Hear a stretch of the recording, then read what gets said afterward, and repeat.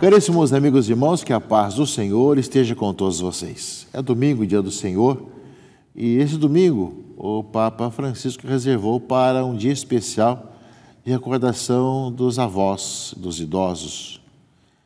Nós sabemos que no dia 26 de São Joaquim Santana, já nós temos essa tradição de celebrar o Dia dos Avós. Inclusive, quando o Papa Francisco esteve aqui na JMJ há 10 anos atrás, ele aqui de São Joaquim, ele aqui da sacada de São Joaquim, no dia 26, falou sobre os idosos, sobre os avós.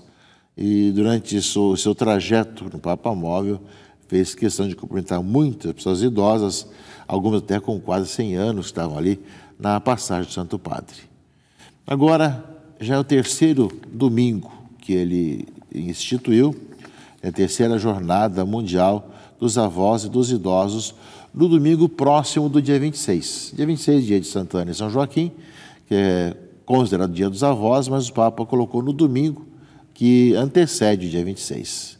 Então, portanto, esse domingo que nós estamos vivendo é a terceira jornada mundial dos avós e dos idosos, que tem como tema o Evangelho de Lucas 1,50. A sua misericórdia se estende de geração em geração. Está dentro do canto de Maria, do Magnificat, e que, de uma certa forma, diz justamente o texto que saiu, né, sobre isso, ou seja, ligado ao tema da Jornada Mundial da Juventude, que vai acontecer em Lisboa de 1 a 6 de agosto próximos, né, que fala de Maria que dirige apressadamente visitar a sua parenta, a sua prima Isabel. E aqui lembra o seguinte: com efeito, o diálogo entre as gerações é um recurso precioso para cada comunidade cristã, que assim pode reconhecer como povo de Deus e compreender como a misericórdia do Senhor se manifesta fielmente na história. Não é? Portanto, aproveitando o mesmo contexto da JMJ de Lisboa, também esse Dia Mundial, né, dos avós, dos idosos, lembra a misericórdia se estende de geração em geração. As gerações que se estendem, né, que vão se sucedendo, são chamadas realmente a fazer a experiência da misericórdia do Senhor, da misericórdia de Deus. Celebrando o Dia dos Avós e dos Idosos, pensamos que, meio de tantas situações que foram necessárias, né, para fazer tantas leis para proteger, né, os idosos em nosso país, que nós cristãos possamos dar cada vez mais exemplo de que é possível cuidar com carinho dos idosos, para que possa viver com dignidade, fazer experiência de Deus e transmitir aos mais novos a sua experiência, transmitir também sua sabedoria que vem dos anos vividos, segundo o Evangelho. Nosso abraço aos avós nesse dia de hoje, ou nessa semana, já que teremos também dia de São Joaquim Santana, e aos idosos, para que possam ver a sua importância e necessidade de serem na igreja esses homens e mulheres sábios, nos ajudem a enxergar os caminhos do Senhor, e vendo realmente a tradição que vem dos antigos, que nos transmitem tantas experiências, tanto dos nossos familiares, como também das nossas comunidades. Enfim, a sabedoria que vem daqueles que nós prezamos como aqueles homens e mulheres sábios que trazem consigo a experiência dos anos e da vida. Caríssimos amigos e irmãos, nós continuamos com o discurso ou do sermão em parábolas, como nós iniciamos a semana passada, nesse 16º domingo de tempo comum. Jesus conta várias parábolas no trecho do Evangelho de Mateus 13, 24 a 43, podendo ter o mais curto também, quando for necessário, segundo razões pastorais. E aí Jesus conta outra parábola do reino dos céus, é como o homem que semeou boa semente no seu campo. Enquanto todos dormiam, veio o seu inimigo, semeou joio no meio do trigo e foi embora. Depois contou outra parábola. O reino dos céus é como a semente de mostarda, que o homem pega e semeia no seu campo. Embora seja menor todas as sementes, quando cresce, fica maior que todas as outras plantas. E contou ainda uma outra parábola. O reino dos céus é como o fermento que uma mulher pega e mistura em 3 porções de farinha, até que tudo fique fermentado. Portanto, no trecho desse domingo, 16º domingo, nós temos 3 parábolas que são colocadas, esse discurso em parábolas que Cristo conta e vai nos ensinando a nossa própria vida. Nós sabemos que esse discurso em parábolas que traz comparações bastante claras nos ajuda, meus irmãos e irmãs, a pensar sobre a nossa vida e a nossa caminhada. E tem muita coisa importante que, embora nós possamos trazer tudo isso já na memória, no coração, guardando já esse discurso em parábolas, mas sempre tem algo novo a ver na atual realidade que nós vivemos. Como é que nós podemos ver o que o Senhor nos fala dentro da nossa realidade atual, desses discursos em parábolas. Nós vemos que na leitura desse domingo, 16º domingo, meus irmãos e irmãs, ele depois explica justamente a parábola do joio, ou seja, depois dos seus discípulos perguntarem por que ele estava usando parábolas, ou seja, nada lhes falava sem usar parábolas para cumprir o que foi dito pelo profeta. Abrirei a boca para falar em parábolas, vou proclamar coisas escondidas desde a criação do mundo. Né? Então Jesus deixou as multidões e foi para casa, e seus discípulos aproximaram-se dele e disseram: explique-nos a parábola do joio. Qual foi a parábola do joio que Cristo falou? Ou seja, que veio os seus inimigos e semeou o joio no meio do trigo. Quando o trigo cresceu, as espigas começaram a se formar. Apareceu o joio também. Os empregados foram procurar o dono e lhe disseram: Senhor, não semeastes boa semente no seu campo? De onde vem então o joio? O dono respondeu: foi algum inimigo que fez isso. Os empregados perguntaram: queres que vamos arrancar o joio? O dono respondeu: não. Pode acontecer que, arrancando o joio, arranqueis também o trigo. Deixai crescer um e outro até a colheita. E no tempo da colheita, direi aos que cortam o trigo: arrancai primeiro o joio e amarrai-o em feixes para ser queimado. Recolhei também o trigo no meu celeiro. Ou seja, nessa parábola que Jesus conta, os seus discípulos pedem explicação o que significa justamente essa parábola do joio e do trigo. E Jesus então explica no final do texto desse domingo. Diz assim: aquele que semeia a boa semente é o Filho do Homem. O campo é o mundo.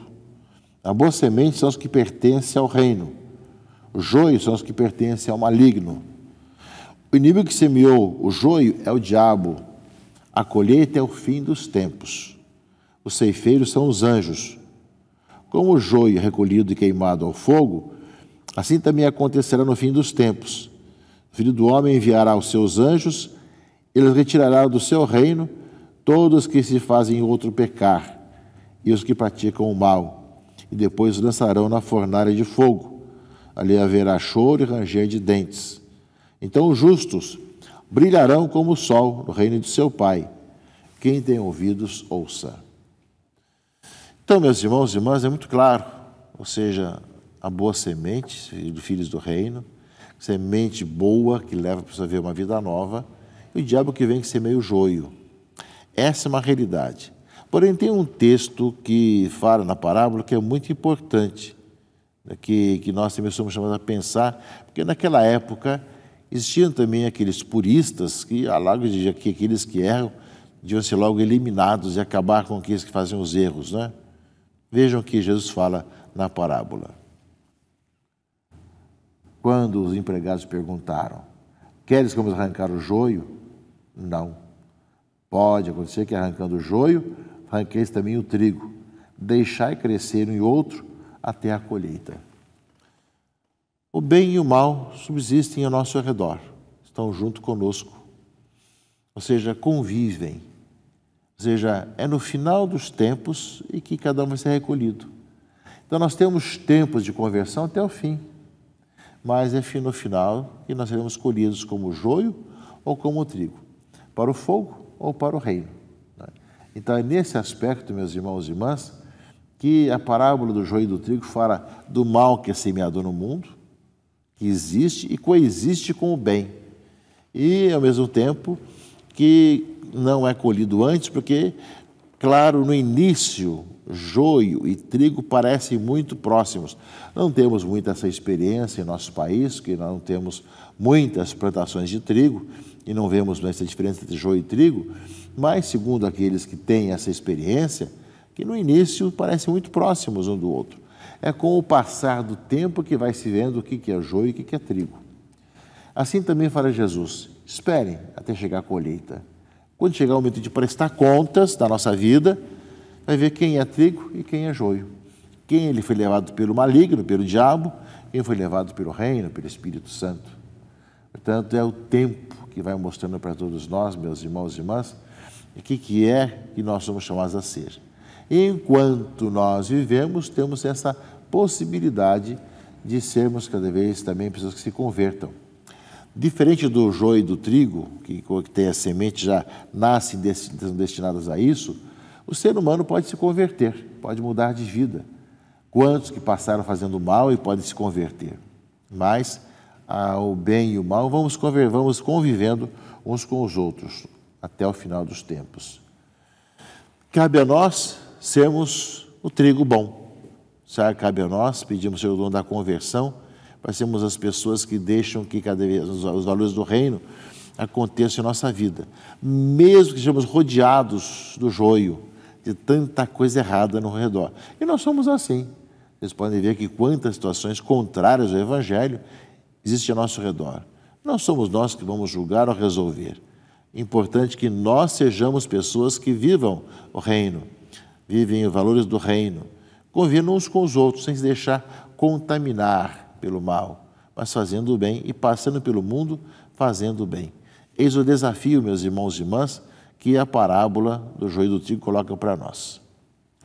Do outro lado, as duas outras parábolas são bastante evidentes, né? Ou seja, uma semente de mostarda, que pequenininha, quase não se vê, torna-se uma grande árvore. Ou então, o fermento, que a mulher mistura em 3 porções de farinha, ou seja, somos poucos, pequenos, mas crescemos e vamos fermentando o mundo. Quando se vive como bons cristãos, as coisas acontecem cada vez melhor, caríssimos irmãos e irmãs. O livro da sabedoria, leitura primeira desse 16º domingo, justamente fala que a tua força é princípio da tua justiça e o teu domínio sobre nós e sobre todos te faz com que seja todos indulgentes. Mostra a tua força a quem não crê na perfeição do teu poder, e dos que te conhecem, castigas o seu atrevimento. No entanto, dominando tua própria força, julgas com clemência e nos governa com grande consideração, pois quando quiseres, está ao teu alcance fazer uso do teu poder. O Senhor, vós sois bom, vós sois clemente e fiel. Peçamos, meus irmãos e irmãs, que nós sejamos aqueles que deixam conduzir pela ação do Espírito Santo. Leitura da carta de Paulo aos Romanos, para que o Espírito venha em socorro da nossa fraqueza. Não sabemos nem sequer rezar como convém, mas o Espírito que intercede por todos nós. E aquele que penetra o íntimo dos corações, sobre o qual a intenção do Espírito, é segundo Deus que o Espírito intercede em favor dos santos. Portanto, parábolas do reino, joio e trigo, grão de mostarda, semente de mostarda, e também, nesse momento também, a palavra de Deus que nos fala sobre o fermento no meio da massa. O Senhor sabe como nós somos convidados a conviver nesse mundo com várias situações, ao mesmo tempo que nós podemos ser poucos, mas como aquele grãozinho de mostarda que quase não se vê, parece muito menor que um grão de areia, torna-se uma grande árvore, e ao mesmo tempo, tudo aquilo que nós queremos viver cada vez melhor, meus irmãos e irmãs, para que o Senhor, com a sabedoria, vai nos ajudando a ser o bom trigo, a pessoa que renova a sua vida, que vive a sua vida como bom cristão e como fermento no meio da massa, ajuda o mundo a ser melhor. Que nós possamos se encaminhar, se assim nos conduza, especialmente nesse dia, dos idosos e dos avós, a quem nós abraçamos e pedimos que Deus abençoe a todos, em nome do Pai, e do Filho e do Espírito Santo. Amém.